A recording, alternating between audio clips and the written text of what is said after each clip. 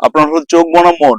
হ্যাঁ, চোখ বনাম হলো মন। আপনি মানুষ হলো মন দিয়ে কতটুকু দেখে আর চোখ দিয়ে কতটুকু দেখে এই পৃথিবীতে, বা এই বিশাল জগতের আপনার হলো চোখ দিয়ে কতটুকু দেখে আর হলো মানুষ মন দিয়ে কতটুকু দেখে।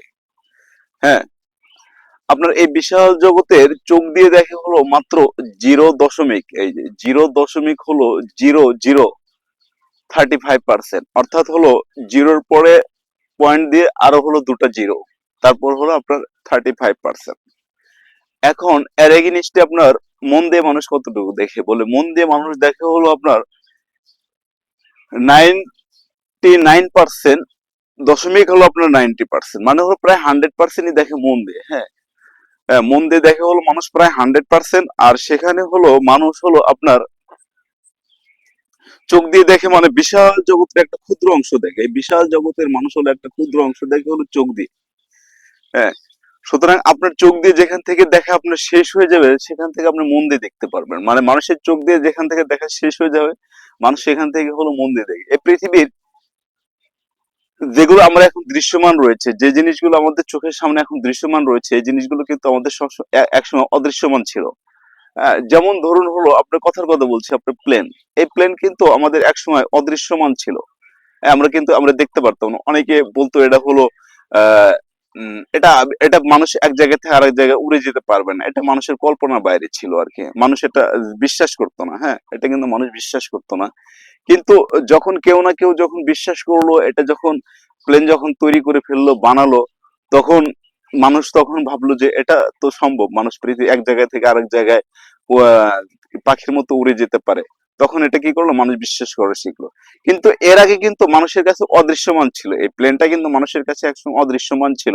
মানুষ কিন্তু এটা বিশ্বাস করতো না। এরকম পৃথিবীতে যা কিছু সৃষ্টি হয়েছে, যা কিছু আপনার হলো আবিষ্কার হয়েছে, যেটাকে বলা হয় সৃষ্টি না, সৃষ্টি বললে ভুল হবে, সৃষ্টিকর্তা একমাত্র মহান আল্লাহ তাআলা, তিনি হলেন স্রষ্টা।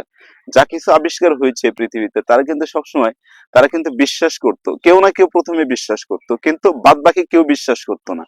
হ্যাঁ, যেমন ধরুন আপনার টমাস আলভা এডিসন যখন বৈদ্যুতিক বাল্ব আবিষ্কার করার জন্য প্রায় 10,000 বার ফেল হচ্ছিলেন, তখন কিন্তু তার বন্ধুরা, সমসাময়িক বন্ধুরা বলতে শুরু করলো যে আলাউদ্দিন, তোমার এই আম, আশ্চর্যের প্রদীপ জ্বলছে না, তোমার আলাউদ্দিনের আশ্চর্যের প্রদীপ জ্বলছে না কেন টমাস?